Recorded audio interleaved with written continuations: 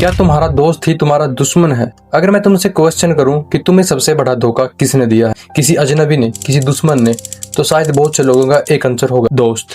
क्योंकि कोई अपना ही सबसे बड़ा धोखा देता है। अगर तुम थोड़ा हिस्ट्री तरफ जाओगे तो तुम्हें पता चलेगा कि सिकंदर ने अपने दोस्त क्लीटस को मार डाला। क्लीटस सिकंदर का सेनापति और उसका बहुत ही करीबी दोस्त था। लेकिन एक दिन क्या होता है, एक दिन सिकंदर नशे की हालात में था और उस हालात के अंदर दोनों की बहसबाजी हो जाती है। उस बहस के कारण सिकंदर को बहुत ज्यादा गुस्सा आता है और सिकंदर अपने दोस्त के ऊपर हमला कर देता है और उस हमले के अंदर उसके दोस्त की मौत हो जाती है। अगर तुम थोड़ा 1881 के आसपास देखोगे तो बिली द किड और पैरट दोनों दोस्त थे। बिली द किड एक अपराधी था और पैरट एक पुलिस वाला था। तो उसकी ड्यूटी लगती है बिली द किड को पकड़ने की। जब उनका एक जगह पर आमना सामना होता है तो वो अपने पक्के दोस्त बिली द कैरेट को गोली मार देता है पैरट। तो आज भी अगर तुम अभी सोशल मीडिया ओपन करके देख लो तो तुम्हें पता चलेगा कोई ना कोई अपने दोस्त को खत्म कर ही रहा है, जिसके साथ तुम हर रोज रहते हो, जिसके साथ उठते बैठते हो, खाते हो, कि सच में तुम्हारा दोस्त है या तुम्हारी पीठ पीछे तुम्हारी बुराई करता है। देखो, दुश्मन से हमें पहले ही खतरे की उम्मीद होती है, लेकिन हम दोस्त को आंख बंद करके सारी बातें शेयर कर देते हैं, उसके ऊपर विश्वास करते हैं, भरोसा करते हैं और यही भरोसा हमारी सबसे बड़ी कमजोरी बन जाता है।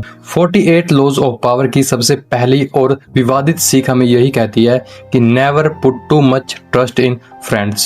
पहली बार सुनने में थोड़ा अजीब लग सकता है कि हमारा दोस्त ही हमारा दुश्मन है जिसके साथ हम रहते हैं, या फिर हमें हमारे दोस्त के ऊपर विश्वास नहीं करना चाहिए और हम अपने दुश्मन से कैसे फायदा उठा सकते हैं। दोस्तों पर कभी ज्यादा भरोसा ना करें, शत्रुओं से काम लेना सीखें, मित्रों से सावधान रहें। मित्र बहुत ज्यादा जल्दी से ईर्ष्या करने लगते हैं। अगर आपका कोई शत्रु नहीं तो शत्रु बनाना सीखें, अपना दुश्मन बनाना सीखें। सबसे पहले हम ये समझते हैं कि बुक का ऑथर ऐसा क्यों बोल रहा है कि दोस्तों पर विश्वास नहीं करना चाहिए।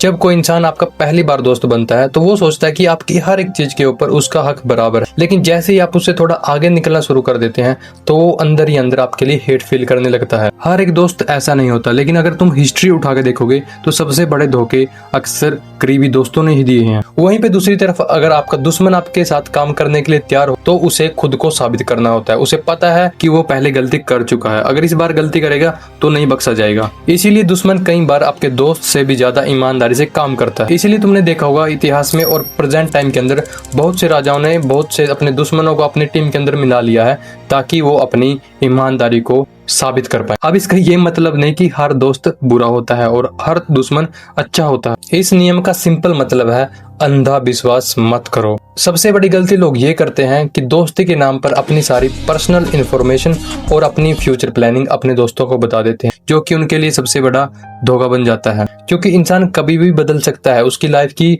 सिचुएशन कभी भी बदल सकती है, आपके खिलाफ कभी भी खड़ा हो सकता है। इसलिए अपनी कोई भी प्लानिंग किसी अपने दोस्त को मत बताओ। इस नियम का एक मतलब और निकलता है, अपने दुश्मन को दुश्मन मत बनाए रखो, उसको दोस्त बनाने का मौका दो, उसको दोस्त बनने का मौका दो। जैसे कि तुम्हें प्रेजेंट टाइम में देख सकते हो कुछ दिन पहले क्या हुआ था। क्योंकि जब आपका विरोधी आपके साथ खड़ा हो जाता है तो आपका सबसे बड़ा खतरा आपकी ताकत बन जाता है। लेकिन इसका ये मतलब नहीं कि तुम अपने हर दुश्मन पर विश्वास कर लो। अपने हर दुश्मन को पहले परखो, टाइम के साथ उसके व्यवहार को परखो। हम सब मानते हैं कि अगर कोई काम दोस्त से करवाया जाए तो दोस्त उस काम को बहुत ही ईमानदारी से करेगा, क्योंकि हमारी दोस्ती भरोसे के ऊपर टिकी हुई होती है। लेकिन क्या कोई इंसान दोस्त होने से हमेशा के लिए वफादार हो सकता है? यही वो वजह है जहाँ पर बहुत सारे लोग मार खा जाते हैं। हम सोचते हैं कि हम अपने दोस्तों को बहुत अच्छी तरह जानते हैं, लेकिन ऐसा नहीं होता। लेकिन सच ये है, हम अपने दोस्त को वैसे ही जानते हैं जैसा वो हमें दिखाना चाहते हैं। हम उनका वही चेहरा देख पाते हैं जैसा वो अपना चेहरा हमें दिखाना चाहते हैं। एक दोस्त कई बार आपकी बात से इसलिए सहमत नहीं होता क्योंकि वह सही है, बल्कि इसलिए क्योंकि वह बहस नहीं करना चाहता, क्योंकि उसे डर होता है अगर उसने सच बोल दिया कहीं तुम्हारी दोस्ती खराब ना हो जाए। उसे इस चीज का डर होता है। दोस्त की असली पहचान अच्छे वक्त में नहीं बल्कि बुरे वक्त में होती है। इसलिए हर मुस्कुराने वाले चेहरे को अपना बड़ा शुभ चिंतक समझने की कोई जरूरत नहीं है। कोई तुम्हारी तारीफ करता है उसको सच मत समझो, क्या पता उसका क्या इरादा हो। क्योंकि कई बार लोग झूठ मूठ का हंस देते हैं, खुश हो जाते हैं, आपको दिखाना चाहते हैं कि वो आपकी सफलता से खुश हैं, लेकिन अंदर ही अंदर आपके लिए बहुत ही हेट फील करते हैं। ऐसे लोगों को अपने आसपास रखें जो आपकी गलतियों पर आपको रोकें, ना कि ऐसे लोगों को जो तुम्हारी गलती पर तुम्हें ना रोकें और तुम्हारी हाँ में हाँ करते जाए। चैट जीपीटी की तरह। जो दोस्त तुम्हारी हाँ के अंदर हाँ करता है अक्सर वो पक्का दोस्त नहीं होता, सच्चा दोस्त नहीं होता। लेकिन जो दोस्त तुम्हें तुम्हारी बुरे काम पर, तुम्हारे गलत काम पर रोके, वो तुम्हारा सच्चा दोस्त हो सकता है। एक छोटी सी कहानी सुनाता हूँ तुम्हें। एक बार एक राजा के दरबार में उसका दुश्मन आता है। जैसे उसका दुश्मन आता है, राजा उसके पास जाके खड़ा हो जाता है। राजा अगर चाहता तो दूर से भी उससे बात कर सकता था, लेकिन अपना और अजमाने के लिए उसके पास जाके खड़ा हो जाता है। जैसे ही राजा कुछ बोलना शुरू कर देता है तो सामने खड़ा उसका दुश्मन उसे बोलता है, महाराज आपके मुंह से बहुत ज्यादा बदबू आती है।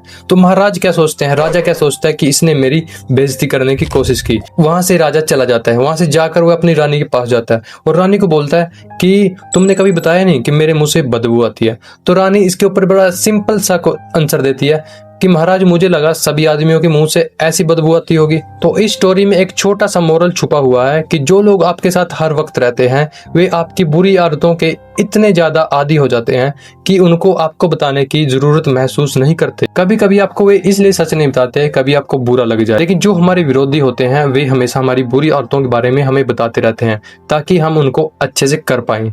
तो ओके गाइस, आई होप कि आपको ये लाइफ लेसन जरूर समझ में आया होगा। इस बुक के अंदर 48 लॉ लिखे हुए हैं, बहुत ही खतरनाक लॉज हैं जो आपको लाइफ लेसन सिखाने में मदद करेंगे। इस बुक का लिंक आपको डिस्क्रिप्शन में मिल जाएगा। मिलते हैं नेक्स्ट वीडियो में, तब तक के लिए जय हिंद, जय भारत।